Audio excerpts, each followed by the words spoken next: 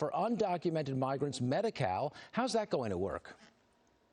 John, new year, new laws, and that's the law that is getting the most attention throughout the country. California being the very first state in the country to provide health insurance regardless of age, regardless of immigration status. So that's something that's going to affect a lot of Californians, provide a lot more benefits, but obviously immigration is a really hot button issue right now. So a lot of other states are taking note. Here's what I'm curious about with that specific law. Medi-Cal is partially funded with federal dollars. Is it legal for California to use federal dollars to support illegal immigration? Well, I think this is something that is going to come to a head. We're seeing it right now in Texas, where Senate Bill 4 there, the state is trying to enforce federal immigration laws. And whenever there's a conflict between state and federal laws, usually under the supremacy clause, federal law controlled. Now, I don't think the Biden administration is going to be taking action against California, but if a Republican wins in 2024, that may change with respect to federal funds for these types of programs. Yeah, it'll be interesting to watch. The California health providers are now being protected for providing abortion or gender-affirming care to patients in other states. Will those legal protections hold up in court if, say, Texas decides to sue? I think so. And California enacted a series of laws in response to the Supreme Court overturning Roe v. Wade. The first being protecting California doctors and pharmacists who mail abortion pills out of state. They can't be sued or prosecuted. And in addition, California is prohibiting out-of-state bounty hunters from coming into California and arresting doctors who may perform abortions in violations of other states' abortion laws. And in addition, tech companies in California, including social media companies, they can't comply with out-of-state subpoenas trying to identify who's getting an abortion. Now, the California Consumer Privacy Act was passed in 2020, but it takes effect in March this year.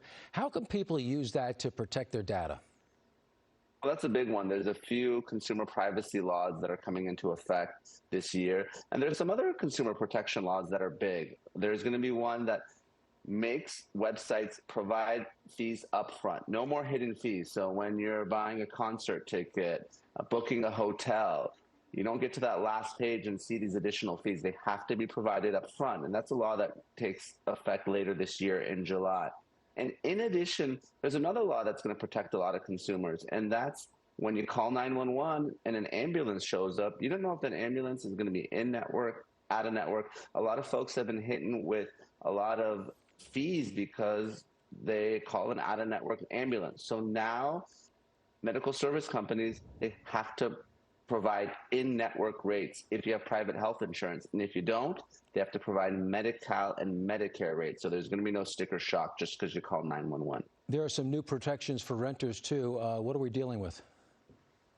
Good news for renters. Landlords can now charge just 1 month of security deposit up front. And previously, they could charge 2 months if the unit was unfurnished, or even up to 3 months if the unit was furnished. So this is something that's going to affect renters throughout the state, provide a benefit, make it easier to get into a rental. But there's also a potential benefit for landlords. Now they can separate and either build or sell an ADU, an accessory dwelling unit, and sell that separately as a condo.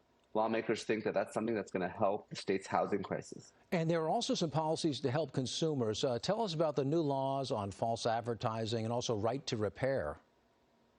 So false advertising, the Attorney General is going to go after companies that engage in deceptive advertising tactics and set up a fund to help individuals that may be affected. So that's something that the AG is going to go after aggressively and hopefully help consumers. And the right to repair law allows individuals who buy something that costs $50 or more to actually be able to have access to the parts and information to repair the item themselves without having to go to the company and pay significant fees. You know, Apple's always the company that comes up with that. And one of their arguments in the past was always that it's a security issue. You start giving people the right to repair these things, they might be able to tamper with the thumbprint sensor, stuff like that.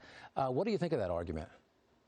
Well, definitely there's companies that make a lot of money making these repairs. So there's certainly some resistance, both with respect to these types of laws. And, you know, we talked about the minimum wage and other laws that some companies really try to oppose, but the legislature and Governor Newsom pushed them through to help both consumers and workers. Okay, Neama Rahmani, a lot to talk about, a lot of new laws to think about, too. Thanks for joining us and explaining some of them for us. We appreciate it. Thanks for having me, John. We talk to experts several times a week here.